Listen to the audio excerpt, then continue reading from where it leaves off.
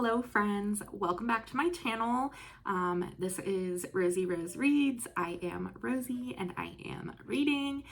You guys, I cannot believe it is already the end of November. I don't know where this month went. I had plans for videos and I just didn't make them. I was busy and did a little bit of traveling for a conference, which was lovely. It was like pool weather where I traveled to, so I was able to read by the pool one evening, which was just super fun. But yeah, I'm so sorry that there has been a little bit of a lull on this channel. Like I've said before, I do have a full-time job and a husband and a dog, so sometimes I get a little bit behind. But today I have for you my November monthly reading wrap up, and these are my favorite videos to film, so I definitely always film them every month. The month of November I read 14 books, so let's jump into it.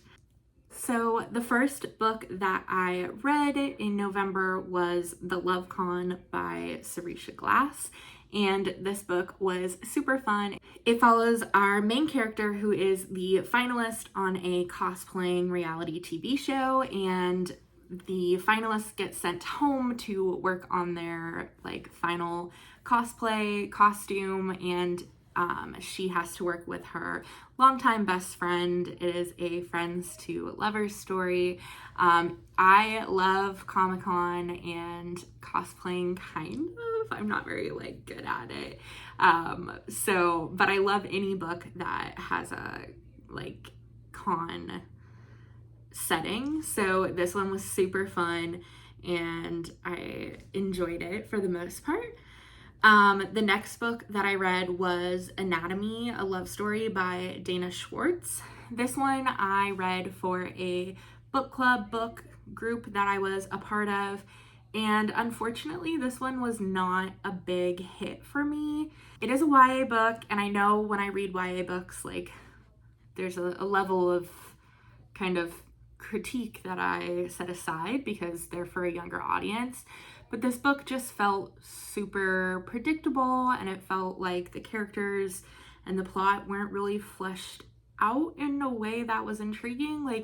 The setup was very interesting, and I really wanted it to be a hit, but it just wasn't. So I know it is a duology, and maybe the second book in the duology really brings it all together, but I don't think I'll be picking up the second book because this one was not a hit for me. The third book that I read also was kind of just and that was Empire of Mud, The Secret History of Washington, D.C. by Jeff D. Dickey. And I did listen to the audiobook of this one. The narrator wasn't super intriguing, but sometimes history books as audiobooks feel a bit more like podcasts. I'm not a huge podcast fan, but I know for some people that's a big draw of listening to nonfiction audiobooks. Either way, this book was fine. It did share some early history of Washington, D.C., kind of before it became the nation's capital, and the infrastructure. It's not super recent, so I feel like there's been a lot of really good scholarship done on this topic since this book came out. But if you want just a kind of overview, I guess it would be fine. Yeah, that's kind of where we were at with that one. The reason why I read it is because it was on my physical TBR for a very long time, and I am really trying this month and in December to move through my physical TBR. It was one of my goals for 2023, and I've done it a little bit, but not to the extent that I had hoped. So I'm trying a last ditch kind of move books off of my physical TBR. So that's why I picked it up now. The next book I read in November, I'm sure many people on BookTube and BookTok and in book spaces, of course, was Iron Flame by Rebecca Yarros, which is book 2 to Fourth Wing, which came out in May and took the book world,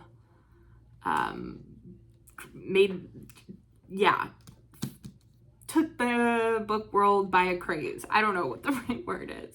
But Iron Flame came out in November. I got this gorgeous edition from Waterstones.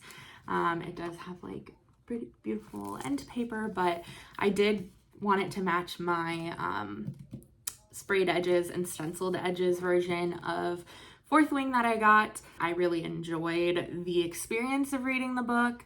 I think I gave it about 4 stars. The main character, her attitude at some point really started to annoy me, but the plot developed. I thought the world developed. The love story developed a little bit. So I overall like enjoyed the reading experience of this book. I know a lot of people probably still haven't gotten to it or want to read it, so I'm not going to say too much because I don't want it to be spoilery. But overall, like, it's a fantasy romance book that isn't super hard to grasp and therefore is kind of a fun and easy reading experience, at least for me. And I do have to say, like, this edition is just really, really pretty and looks really beautiful on my bookshelf. So I'm not mad about that fact. For my next books, I'm going to go a little bit out of order. I read Next of Kin by Hannah Bonham Young, and this book was like so tender and sweet. It's a romance book and it has really like cute setting and really wonderful representation. The setup is that a young woman gets her baby sister through the Child Protection Services program, and then she gets partnered with a young man who is taking care of his younger brother, is deaf, so there is sign language in the book. And yeah, it was just a like unique premise that I haven't seen in any other romance book, and it was very sweet and very well done, and I really enjoyed it. So because of that, I immediately picked up Hannah Bonham Young's other book, which is Out on a Limb, and this book follows Win and Bo, who both have a one-night stand with each other on Halloween, and Win ends up pregnant, and her and Bo kind of take that in stride and move in together. Both Win and Bo have a physical disability, so there's a lot of representation and intimacy that the two share because of that, also in a really beautiful and caring way that I haven't seen done in a lot of other books. So between these two books, I am a huge fan of Hannah Bonham Young. The romance was so good. The little bits of spice were really great. The representation was wonderful. And like the tender story just was like really heartwarming in both of these books, and were lovely reads. So I would highly recommend them both. They are on Kindle Unlimited. And I'm looking forward to reading more from her. Next up, I finished both book 2 and book 3. So I finished the series of Arc of a Scythe by Neal Shusterman. Book 3 is Thunderhead and book 2 is Thunderhead and book 3 is The Toll. My husband has been begging me to read these books forever, and I talked about Scythe in my October reading wrap up. I did really end up liking this series. I think as a series, I would give it a 4 out of 5. Scythe, I think, was about a 4 out of 5. Thunderhead was about a 4 out of 5. And The Toll for me was a 5 out of 5. It was just such a unique series. I have not seen any other series out there like this. And while for all 3 of the books, really, I found the first half to be a little bit slow. The twists and turns of the second half of every of these books like just kept me kind of on my toes. I truly had no idea where any of these books were going, where the plot was going. I did not see any of the twists coming. And I think that's really hard to do, especially in a YA book, especially in kind of the YA dystopian kind of space. I think it's really hard these days to have a like truly unique and gripping story that keeps audiences guessing.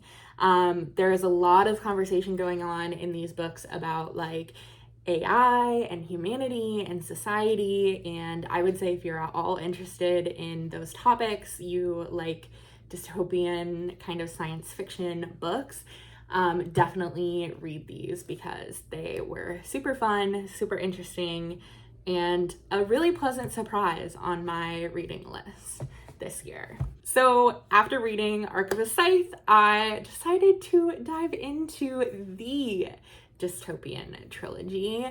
What really like started the kick, and that is the Hunger Games series. So over Thanksgiving break, my goal was to reread the Hunger Games trilogy and rewatch the movies, and then start reading The Ballad of Songbirds and Snakes, which is the prequel that focuses on President Snow. And the movie just recently came out. So I have not yet finished The Ballad of Songbirds and Snakes. As I'm recording this, I'm about 50% of the way through, but I am hoping to finish it soon so I can go see the movies. But I did finish reading the original Hunger Games trilogy series and watching all of the movies. I read the Hunger Games when they first came out. I like vividly remember forcing my mom to drive me to Borders after I had finished watching, or after I'd finished reading Catching Fire so I could get Mockingjay. And I haven't reread the books since then. So it's been like at least 10 years. And it was so fun to reread the books. They definitely hold up as like really enthralling books with a very interesting story. And what was really fun was kind of getting to those points and remembering like what my initial reaction was to them, because some things that happened in those books when you didn't know they were coming are just like, wow, especially for like a teenage version of myself. Yeah, so I really enjoyed it. I also haven't watched the movies that often because for a long time I don't think they were on any sort of streaming service. So my husband and I rewatched the movies, and those were interesting. I was really bummed to see and remember that they took out Peeta's disability, which was canon in the books, and they just kind of erased that from the movies. And there were some other things that they left out of the movies that in some instances I understand why they did, but of course were kind of a bummer to see. So overall, like, it was a really fun week of rereading the Hunger Games, rewatching the movies, and starting this prequel book that I'm hoping to finish soon. Somewhere along the way there, my husband and I finished book 2 of the Heroes of Olympus series, which is The Son of Neptune. I did not enjoy book 2 as much as I enjoyed book 1 in this series. If you haven't read it and you don't want spoilers, skip this little part. But in this book, Percy is suffering from memory loss and meets up with a group of kids from the Roman camp that we learn about in the first book, where Jason is originally from. And I enjoyed the new characters that we met, but the thing that I love about Percy Jackson is like his memories and his interactions with his friends and all of the things that make him him. And so those were not in this book, so it kind of felt like Percy was just a stand-in and could have been anybody, but a stand-in to tie the two camps together.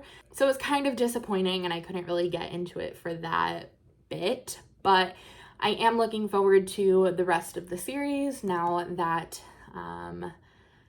things are progressing, let us say. So yeah, we did read part of it, and then we picked up part of the audiobook, and we finished it. So the other 2 books that I read in November, the first was Yellowface by R.F. Kuang, which came out earlier this year, and of course is the first book that she has written off of the huge success of Babel.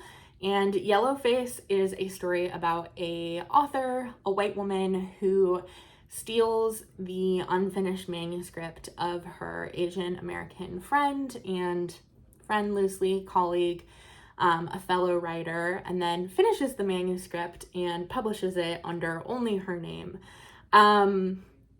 This book was really interesting. It had a lot to say about the publishing industry and about the conversation about who can tell what stories. I talked about this book with a colleague as I was reading it, and it kind of blurs, it leaves readers wondering like, what is fact, what is fiction, and then what is satire about the publishing industry.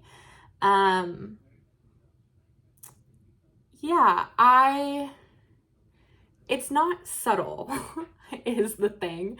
And I didn't really think Babel was subtle either about like its commentary on post-colonialism.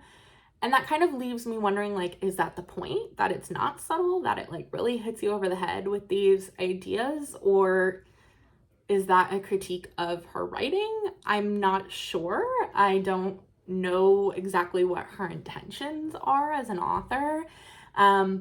But that's kind of the feeling I had when I walked away from both of those books, was like, if they had been done with a little bit more subtlety, I don't know. Overall, like, it was a very enthralling book. I definitely read it. The main character is awful, and you keep reading it and thinking, like, when is she going to redeem herself? When is she going to get caught? How does it just continue getting worse? There's kind of an element of, like, a thriller that kind of keeps the pace going. So I did like enjoy reading the book, and I really enjoyed talking about it with my coworker. But I know a lot of people in the reading space read it this year and had a lot to say about it. So the last book that I read in November was There by Tommy Orange, and this was absolutely the best book that I read in November. Favorite is like not the right word because it's a really hard book, but writing wise and story wise, hands down the best book. This book follows a group of like 12 characters, all of whom are Indigenous and all of whom are living in the city and traveling to a powwow in Oakland. Each character's story is told, and then the stories are kind of connected as we get closer and closer to the powwow. It deals with a lot of trauma and hard topics that not only Indigenous communities are facing, but are very prevalent in Indigenous communities, and like especially urban Indigenous communities, not on reservations. Wow. It was heartbreaking. It was just heartbreaking, but the writing was so good, and the way that Tommy Orange was able to pull together all of these characters and stories and traumas and memories and lives into one event that left, it was really good. I know Tommy Orange is coming out with another book in February of 2024, which kind of picks up with some of our characters from this and how they are dealing with the events that occur at the end of this book, which from the synopsis of that book also looks heartbreaking and also looks really hard to read, but I'm sure that will be handled in a really thought-provoking and careful way, like the topics in this book are. Yeah, I would highly recommend this. I would say like read the trigger warnings because there are a lot of events that can be really triggering, but the craft in this novel is really phenomenal in my opinion. So yeah, definitely the best book I read in November. So that is it. That is 14 books. Also in November, I went back to playing a video game I had been playing earlier on this year, which was Final Fantasy 16, and I finished that. So that was kind of a fun thing that I added to my list of completions of things that I finished in 2023. It was my first like big video game I've ever played, so I was like a little bit proud of myself for that. yeah, but that is 14 books. One of the videos I was hoping to film in November that I didn't get to was a 10 before the end video. I might do this as just my December TBR.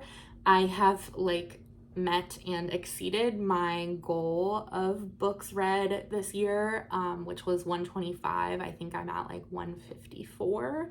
So meeting my goal isn't really something I need to do at this point, but I should be able to get 10 books done in December, so a 10 before the end might be fine as a December TBR video. That is to come.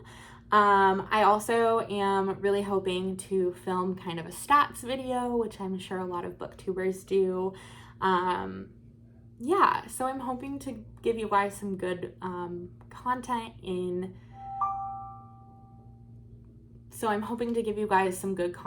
December. I'm sorry that it has been so skim over October and November. They've been busy months, but if you made it this far, thank you so much for tuning in. Make sure you like and subscribe and hit the notification button so you don't miss any of these new videos. And as always, until we meet again, I hope you have a 5-star read. Thanks. Bye.